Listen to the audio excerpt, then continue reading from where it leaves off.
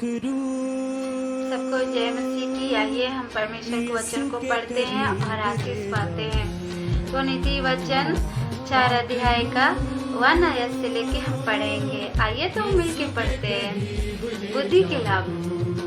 हे मेरे पुत्र, पिता की शिक्षा सुनो और समझ प्राप्त करने में मन लगाओ।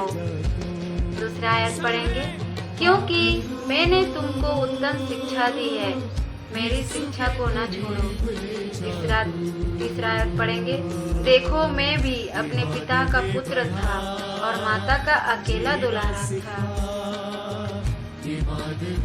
चौथा अध्याय पढ़ेंगे। और मेरा पिता मुझे यह कहकर सिखाता था, तेरा मन मेरे वचन पर लगा रहे, तू मेरी आज्ञाओं का पालन कर, तब जीवित रहेगा। 5वां आयत पढ़ेंगे। बुद्धि को प्राप्त कर, समझ को भी प्राप्त कर, उनको भूल न जाना, न मेरी बातों को छोड़ना। 6वां आयत पढ़ेंगे।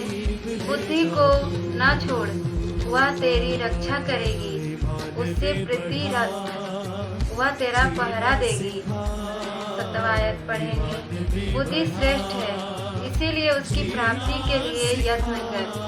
जो कुछ तू प्राप्त करे उसे प्राप्त तो कर, परंतु समझ की प्राप्ति का यत्न घटने न पाए। 8वां आयत। उसकी बड़ाई कर, वह तुझको बढ़ाएगी। जब तू उसमें लिपट जाए तब वह तेरी महिमा करेगी। 9 आयत को पढ़ते हैं। हे मेरे पुत्र, मेरी बातें सुनकर ग्रहण कर, तब तू बहुत वर्ष तक जीवित रहेगा। 11 आयत पढ़ेंगे। मैंने तुझे बुद्धि का मार्ग बताया है और सिधाई के पथ पर चलाया है। 12 आयत पढ़ेंगे।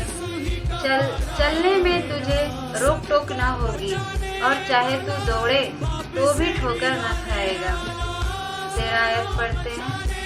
शिक्षा को पकड़े रह, उसे छोड़ न दे, उसकी रक्षा कर, क्योंकि वही तेरा जीवन है।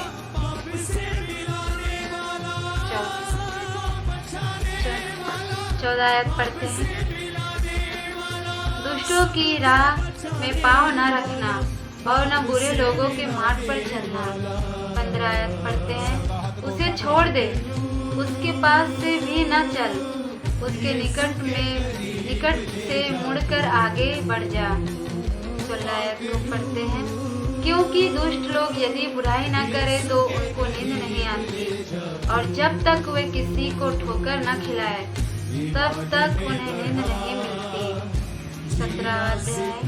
वे तो दुष्टता से कमाई हुई रोटी खाते और उपद्रव के द्वारा पाया हुआ दाखमधु पीते हैं। 18 आयत पढ़ेंगे। परंतु धर्मियों की चाल उस चमकती हुई ज्योति के समान है, जिसका प्रकाश दोपहर तक अधिक बढ़ता रहता है। 19 आयत को पढ़ेंगे। दुष्टों का मार्ग घोर अंधकार में है, वे नहीं जानते कि वे किस से ठोकर खाते हैं। 20 आयत को पढ़ेंगे। हे मेरे पुत्र, मेरे वचन ध्यान धर के सुन और अपना कान मेरी बातों पर लगा। 21 आयत को पढ़ेंगे। जिनको अपनी आंखों की ओट न होने दे, वरन अपने मन में धारण कर। 22 आयत को पढ़ेंगे। क्योंकि जिनको वे प्राप्त होती है, वे उनके जीवित रहने का और उनके सारे शरीर के चंगे रहने का कारण होती है। 23 आयत पढ़ेंगे। सबसे अधिक अपने मन की रक्षा कर, क्योंकि जीवन का मूल सूत्र वही है। 24 आयत को पढ़ेंगे। टेढ़ी बात अपने मुंह से मत बोल, और चालबाजी की बातें कहना तुझसे दूर रहे। 25 आयत पढ़ेंगे। तेरी आंखें सामने ही की ओर लगी रहे, और तेरी पलकें आगे की ओर खुली रहे। 26 आयत को पढ़ेंगे। अपने पाँव रखने के लिए मार्ग को संस्कार कर, और तेरे सब मार्ग ठीक है। 27 आयत को पढ़ते हैं। न तो दाहिनी ओर मुड़ना और न बाएं ओर, अपने पाँव को बुराई के मार्ग पर चलने से हटा लें।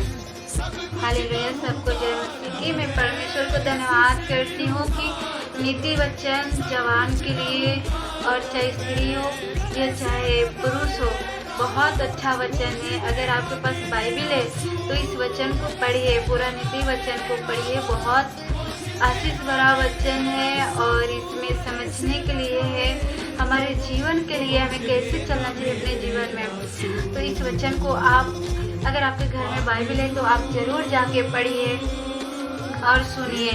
आप सबको जय मसीह की। God bless you all.